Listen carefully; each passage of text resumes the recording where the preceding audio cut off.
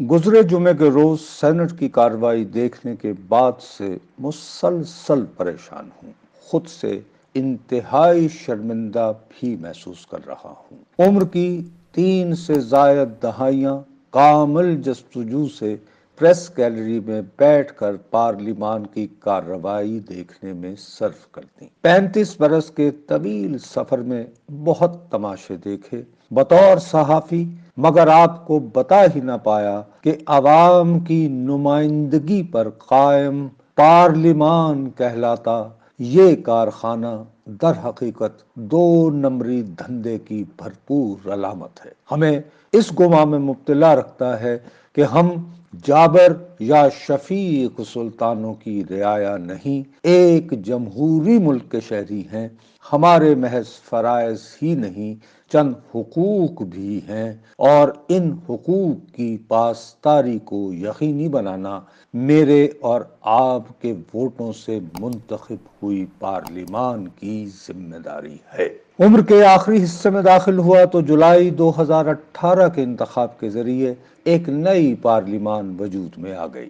وہاں موجود افراد کے کرتب دیکھتے ہوئے بتدریج دریافت کیے جا رہا ہوں کہ ہمارے معزز اراکین پارلیمان حقیقتاً انسانوں کا روپ دھارے کٹھ پتلیاں ہیں۔ ان کی ڈور کوئی اور ہلاتا ہے۔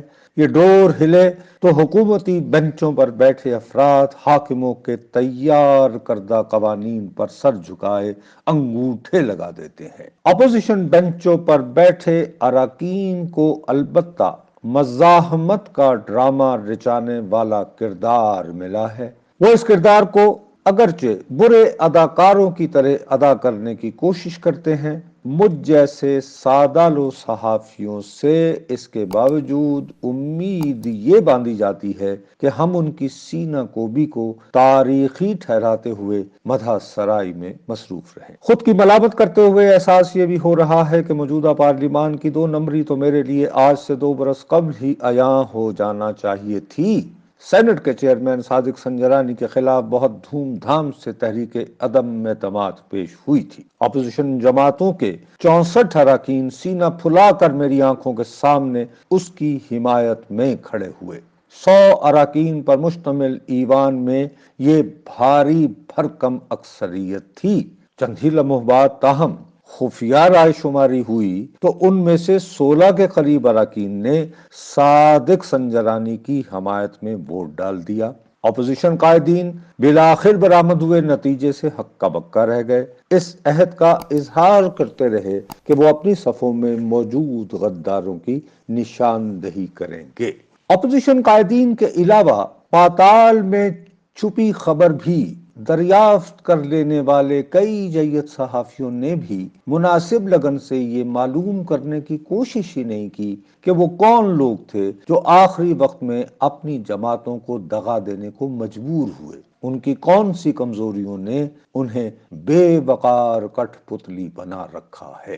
آئین کی کتاب پڑھیں تو ایوان بالا یعنی سینٹ ہمارا بہت ہی باوقار ادارہ ہے۔ ہمارے تمام صوبوں کو اس میں برابر کی نمائندگی میسر ہے، جو اس امر کو یقینی بناتی ہے کہ کسی چھوٹے صوبے کے ساتھ زیادتی نہ ہو۔ چھوٹے صوبوں کی احساس محرومی کا ذکر ہو تو بلوچستان اس تناظر میں سب سے زیادہ محروم نظر آتا ہے۔ اس صوبے سے لیکن بلوچستان عوامی پارٹی کے نام سے ایک جماعت نمودار ہو چکی ہے، مختصراً اسے باپ بھی پکارا جاتا ہے۔ اس باپ سے متعلقہ اراکین ہی سینٹ کو بے وقار بنانے میں مگر پیش رہتے ہیں۔ صادق سنجرانی صاحب کا تعلق بھی اسی جماعت سے ہے، حکومت کے لیے آسانیاں فراہم کرنے کے لیے، مگر وہ عمران خان صاحب کے جنونی مداحین سے بھی زیادہ اہم کردار ادا کرتے ہیں۔ سینٹ میں موجود اپوزیشن اراکین کو کمال ہوشیاری سے انگلیوں پر نچاتے ہیں۔ بے بس ہوئے ان اراکین کو مگر شرمندگی کا احساس تک نہیں ہوتا، نہایت لگن سے سینٹ اجلاسوں میں شریک ہوتے ہیں اور ہمیں یہ گمان دلانے میں مصروف کہ وطن عزیز میں نہایت وقار اور سنجیدگی سے قانون سازی ہو رہی ہے، عوامی دکھوں کا علاج ڈھونڈا جا رہا ہے۔ اس برس کے مارچ میں سینٹ کی آدھی نشستوں پر نئے انتخاب ہوئے تھے۔ ہر جماعت نے اس کے دوران اپنے جسے کے مطابق حصہ وصول کیا۔ پنجاب کے علاوہ دیگر صوبوں میں اس حوالے سے بہت مارا ماری ہوتی نظر آئی۔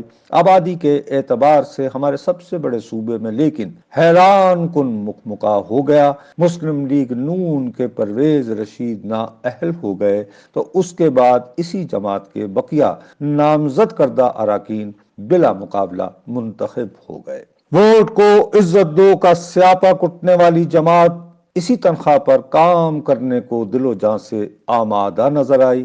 اس آمادگی کے باوجود مگر دعوے دار ہے کہ شہر جانا میں ان دنوں اس سے زیادہ باصفا کوئی نہیں۔ دست قاتل فقط اسی پر ستم ڈھاتا ہے۔ طویل عرصے کی گوشہ نشینی کے بعد اسی برس کے مارچ میں سابق وزیر اعظم یوسف رضا گیلانی دھماکے کی طرح ڈاکٹر حفیظ شیخ کو قومی اسمبلی سے سینٹ کا رکن بنانے کی راہ میں ڈٹ کر کھڑے ہو گئے۔ ان کی کامیابی نے حکومت کو حواس باختہ بنا دیا۔ فاخرانہ سرگوشیوں کے ساتھ اپوزیشن والے ہمیں بتانا شروع ہو گئے کہ ابھی تو پارٹی چند ہی روز بعد مگر عمران خان صاحب نے قومی اسمبلی سے اثر نو اعتماد کا ووٹ لے کر اپنی اکثریت ثابت کر دی۔ اس کے بعد صادق سنجرانی کو چیئرمین سینٹ کی نشست پر براجمان رکھنے کو ڈٹ گئے۔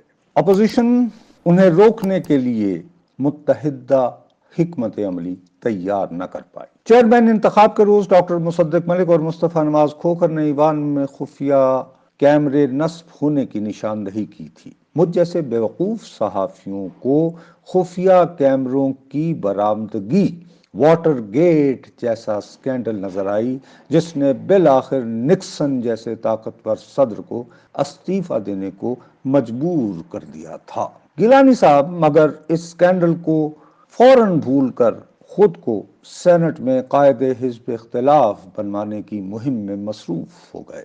ان کے انتخاب کو یقینی بنانے کے لیے حکومتی صفوں سے 6 سینیٹروں نے اعلان کیا کہ وہ اب اپوزیشن کے ساتھ بیٹھنا چاہتے ہیں اور گیلانی صاحب ان کے قائد ہوں گے۔ اس گروپ کے قائد دلاور خان تھے۔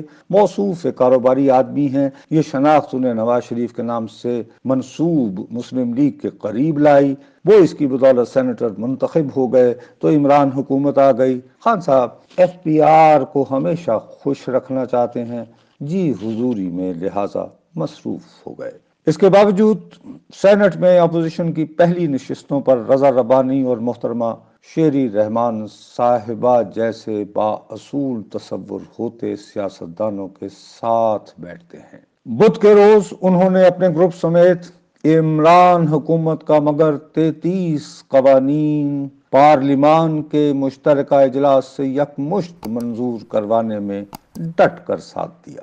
جمعے کے دن بھی کامل ڈھٹائی سے حکومت کو ایوان بالا سے اپنی پسند کے قوانین منظور کروانے میں کمک فراہم کرتے رہے۔ بنیادی سوال یہ اٹھتا ہے کہ آیا یہ سب ہو جانے کے بعد یوسف رضا گیلانی چیئرمین سینٹ کو باقاعدہ چٹھی لکھ کر درخواست کریں گے کہ دلاور خان اور ان کے گروپ کو اپوزیشن کا حصہ تصور نہ کیا جائے اور وہ حکومتی بینچوں پر واپس بھیج دیے جائیں؟